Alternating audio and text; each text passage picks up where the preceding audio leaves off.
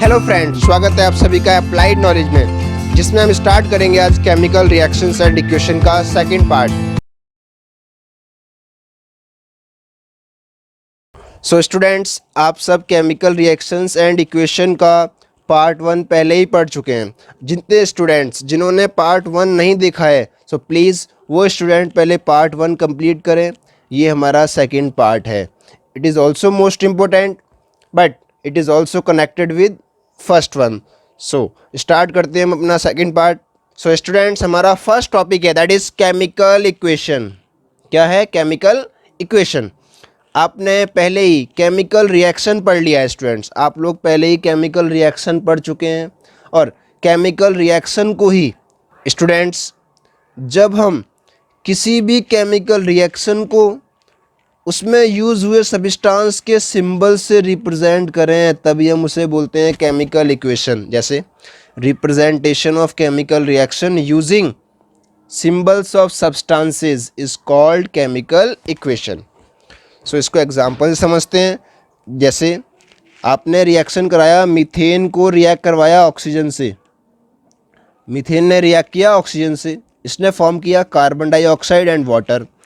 तो इस ये वाली जो हमारी रिएक्शन है, इसको बोलते हैं students word equation, that is known as word equation. But अगर हम बात करें इसी रिएक्शन को हम इन सब्सटेंसेस के सिंबल से रिप्रेजेंट करें, जैसे मीथेन को आप रिप्रेजेंट कर सकते हैं CH4, ऑक्सीजन को O2 एंड कार्बन डाइऑक्साइड को CO2, वाटर को H2O।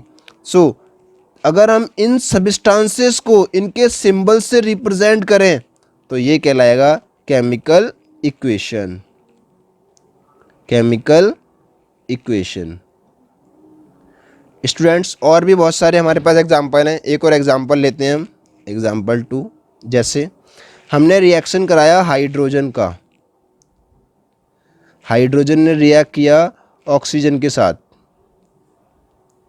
जब हाइड्रोजन एंड ऑक्सीजन रिएक्ट करते हैं सो ये बनाते हैं हमारा वाटर। बट ये हमारी वर्ड इक्वेशन है। इसी को हम सिंबल से रिप्रेजेंट करें तो वही कहलाएगी केमिकल इक्वेशन। जैसे हाइड्रोजन को आप रिप्रेजेंट कर सकते हैं H2, oxygen that is O2, they form H2O that is water. Means किसी भी केमिकल रिएक्शन को उसमें यूज हुए सब्सटेंस को अगर आप उनके सिंबल से रिप्रेजेंट करेंगे तो वो रिएक्शन हमारी कहलाएगी केमिकल इक्वेशन। सो आगे हम और पढ़ते हैं केमिकल इक्वेशन के बारे में। सो स्टूडेंट्स, केमिकल इक्वेशन के मेनली 2 पार्ट होते हैं, 2 पार्ट्स ऑफ केमिकल इक्वेशन। जैसे फर्स्ट होते हैं हमारे रिएक्टेंट्स, सेकंड होते हैं प्रोडक्ट्स। देखो यहाँ पर भी हाइड्रोजन ने रिएक्ट किया ऑक्सीजन के साथ, इन्होंने बनाया water, means they form H2O। सो आप देख सकते हैं यहाँ बीच में एरो है, और एरो के लेफ्ट वाले जो पूरा पार्ट होता है they are known as reactants, और एरो के राइट वाला जो पार्ट होता है that is known as product.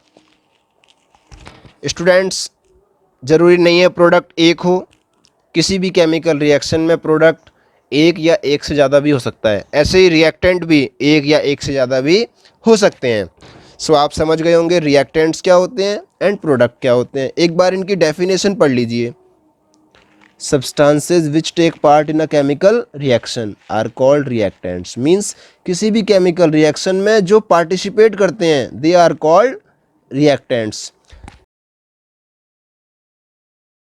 Similarly, product, new substances formed after a chemical reaction, new substances formed after a chemical reaction is called product।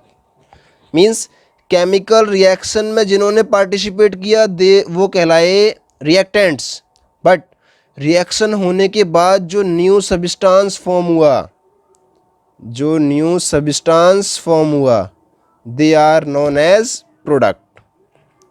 सो हम reaction कराने से पहले जो सब्सटेंस हमारे पास होते हैं उन्हें बोलते हैं रिएक्टेंट्स, और रिएक्शन होने के बाद जो हमारे को मिलता है that is known as product. So students, एक और एग्जांपल, इसकी जनरल फॉर्म लेते हैं। आप किसी भी केमिकल इक्वेशन को जनरली कैसे रिप्रेजेंट करते हैं, जरा यहाँ पर देखिए। हमने देखा ए एंड बी दोनों ने आपस में रिएक्शन किया, इन्होंने बनाया सी एंड डी। सो आपको साफ दिख रहा होगा A and B are called reactants, both are reactants. And जो सी एंड डी हैं बोथ आर प्रोडक्ट्स, ये हमारे प्रोडक्ट हैं और ये हमारे रिएक्टेंट हैं।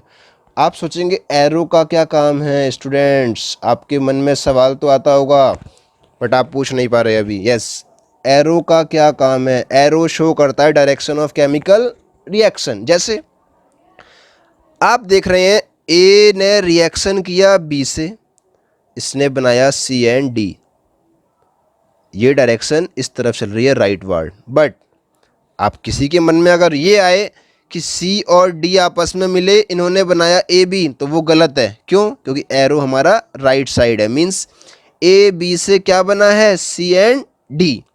सो स्टूडेंट्स आप समझ सकते हैं arrow shows the direction of chemical reaction. So next part पे चलते हैं। उससे पहले आप समझिए, ये भी देख लीजिए आप, for convenience symbols of substance are used to represent the chemical equation. Means chemical reaction को एफिशिएंट वे में रिप्रेजेंट करने का तरीका, that is known as chemical equation. Yes, आगे चलते हैं अब। सो स्टूडेंट्स केमिकल इक्वेशन को हम दो पार्ट में डिवाइड करते हैं। First balanced chemical equation, second that is unbalanced chemical equation. आपके मन में आ रहा होगा सवाल कि बैलेंस और अनबैलेंस से क्या मतलब है। सो स्टूडेंट्स हम आपको बता दें, बैलेंस्ड क्या होता है, किसी भी केमिकल रिएक्शन में दो पार्ट्स होते हैं। आपने देखा होगा बीच में एरो होता है, लेफ्ट में होते हैं रिएक्टेंट्स, राइट में बनते हैं प्रोडक्ट। अगर रिएक्टेंट्स का मास प्रोडक्ट के मास के इक्वल है तो आप कह सकते हैं वो केमिकल रिएक्शन कैसी है, that is a balanced chemical equation.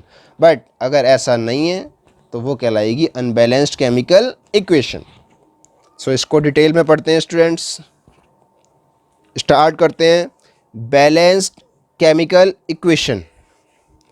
Exam में कई बार डेफिनेशन आ जाती है, सो इसको आप ध्यान से समझिए। एग्ज़ाम में यहाँ से 101% क्वेश्चन आता है, वो आपको बताएंगे आगे चलकर। जैसे हमने लिया एग्जाम्पल मीथेन CH4, मीथेन ने रिएक्शन किया ऑक्सीजन के साथ, इसने बनाया carbon dioxide, carbon dioxide and water. अब हम देखते हैं क्या ये बैलेंस केमिकल इक्वेशन है। जैसे कार्बन के एटम यहाँ पर एक एटम है, राइट साइड में भी कार्बन का एक एटम है, और हाइड्रोजन के 4 एटम है यहाँ पर, राइट साइड में 2 2 जा 4, यहाँ पर भी 4 एटम है, और ऑक्सीजन 2 2 जा 4, राइट साइड में 2 + 2, मीन्स ये 2 है, इसकी मल्टीप्लाई ऑक्सीजन में भी हो रखी है। आप ऐसा समझिए, जो हमारे रेड कलर के जो यहाँ पर आपको एटम दिख रहे हैं ये ऑक्सीजन के हैं, 1 2 3 4। सो मीन्स ऑक्सीजन के एटम भी यहाँ पर कितने हैं? 4। आप देख सकते हैं कार्बन, हाइड्रोजन, ऑक्सीजन तीनों के तीनों बैलेंस हैं, तो इसीलिए ये हमारी केमिकल इक्वेशन बैलेंस है।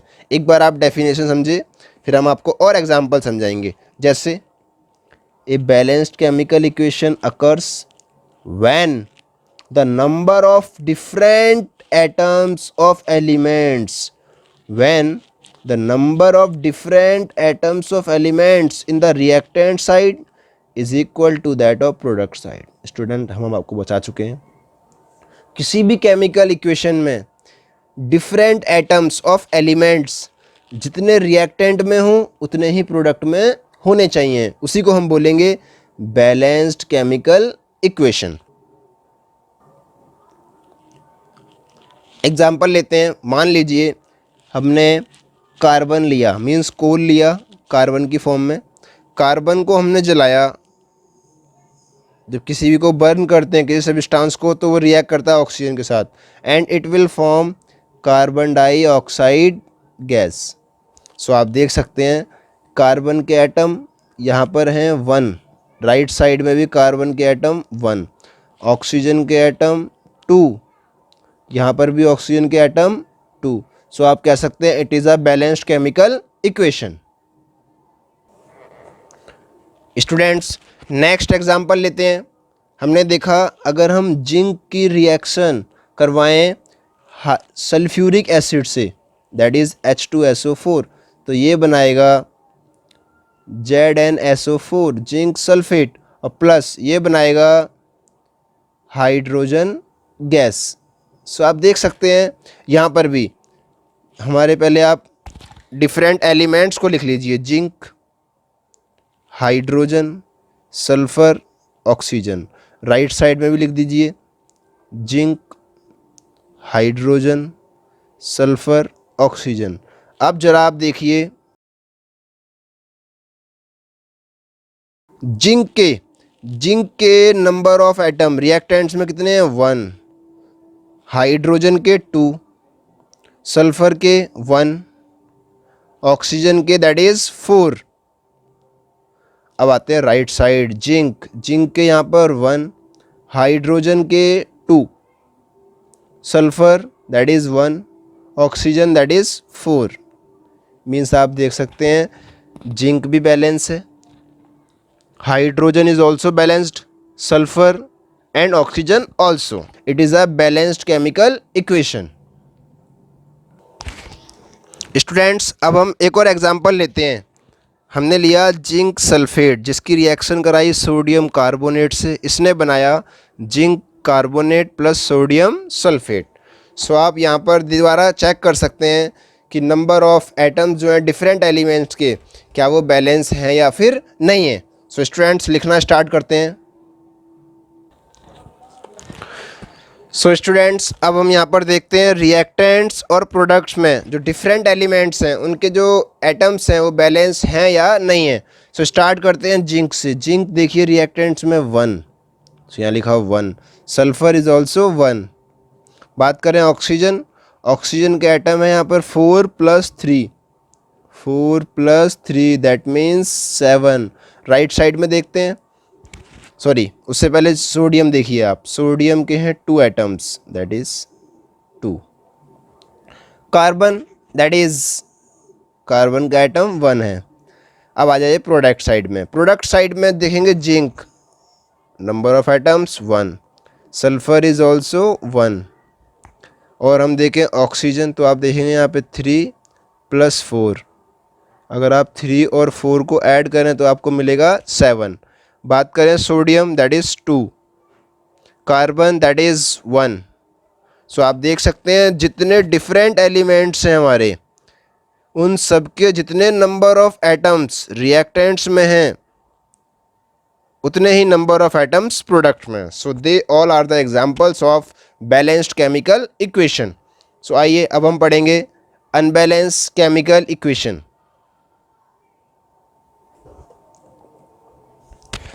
अनबैलेंस्ड केमिकल इक्वेशन, जिसके अंदर आप ज़रा एग्जांपल देखिए, मीथेन ने रिएक्शन किया ऑक्सीजन से, इसने बनाया carbon dioxide plus water that is H2O। तो आप यहाँ पर ध्यान से समझिए, रिएक्टेंट साइड और यहाँ पर है प्रोडक्ट साइड। ये हमारी प्रोडक्ट साइड। अब देखिए कार्बन के एटम जो है 1 है रिएक्टेंट में, प्रोडक्ट में भी 1 है। कार्बन हमारा बैलेंस है। बात करें हाइड्रोजन के नंबर ऑफ एटम रिएक्टेंट में 4 हैं, और वहीं देखिए आप प्रोडक्ट में दैट इज़ 2। सो ये हमारा अनबैलेंस है। ऑक्सीजन के रिएक्टेंट में 2 एटम्स हैं और प्रोडक्ट साइड में 2 + 1 दैट इज़ 3 है। So it is also unbalanced. ये भी हमारा बैलेंस नहीं है। इसी को बोलते हैं अनबैलेंस्ड केमिकल इक्वेशन। स्टूडेंट्स, आप ध्यान रखिए, किसी भी केमिकल इक्वेशन में अगर एक भी एलिमेंट के एटम्स, अगर एक भी एलिमेंट्स के एटम अनबैलेंस हैं तो पूरी केमिकल इक्वेशन कहलाएगी अनबैलेंस केमिकल इक्वेशन। और हम आपको बता दें, अनबैलेंस केमिकल इक्वेशन को एक और नाम दिया जाता है, that is known as skeletal chemical equation. कई बार अनबैलेंस को डिफरेंट नाम से भी बोला जाता है, सो आप याद रखिए, it is also known as skeletal chemical equation. एक बार इसकी डेफिनेशन पढ़ लीजिए। The equation where number of atoms of each element are not same on both sides is known as unbalanced chemical equation. Example देख लेते हैं। आपने एक एग्जाम्पल देख ही लिया है, हम आपको और एग्जाम्पल बता देते हैं which are for the unbalanced chemical equation. Like आपने देखा हाइड्रोजन ने रिएक्शन किया ऑक्सीजन के साथ टू फॉर्म वाटर। अब जरा आप ध्यान से देखिए, हाइड्रोजन के नंबर ऑफ एटम कितने हैं, दैट इज 2, और प्रोडक्ट साइड में ऑल्सो 2। अब ऑक्सीजन देखें, number of atoms that is 2, product side में दैट इज 1। सो आप देख सकते हैं ऑक्सीजन जो है अनबैलेंस है, so it is a unbalanced chemical equation. और देखते हैं नेक्स्ट एग्जाम्पल। देखो हाइड्रोजन ने रिएक्ट किया क्लोरीन से to form hydrogen chloride, that is also known as hydrochloric acid. यहाँ पर आप देखिए हाइड्रोजन के 2 एटम है, राइट साइड में 1, क्लोरीन के 2, 1, means both are unbalanced, so it is also known as unbalanced chemical equation. So students next example और देखते हैं हम, जिसके अंदर हमने बेरियम क्लोराइड की रिएक्शन करवाई है sulphuric acid that is hydrogen sulphate के साथ। सो इसने फॉर्म किया barium sulphate plus HCl hydrochloric acid. अब हम देखते हैं बेरियम के नंबर ऑफ एटम्स 1 हैं, राइट साइड में भी 1 है, क्लोरीन के 2 हैं, राइट साइड में 1 है, ये अनबैलेंस हो गया। हाइड्रोजन 2 है, राइट साइड में 1 है, ये भी अनबैलेंस। सल्फेट SO4 1, ये भी पूरा 1 है। तो आप देख सकते हैं कुल मिलाकर सब सारे बैलेंस हैं, but hydrogen and chlorine unbalance है। और हमने आपको पहले ही बताया है, अगर इवन एक भी एलिमेंट्स के नंबर ऑफ एटम अनबैलेंस हुए तो वो केमिकल इक्वेशन हमारी कहलाती है अनबैलेंस्ड केमिकल इक्वेशन।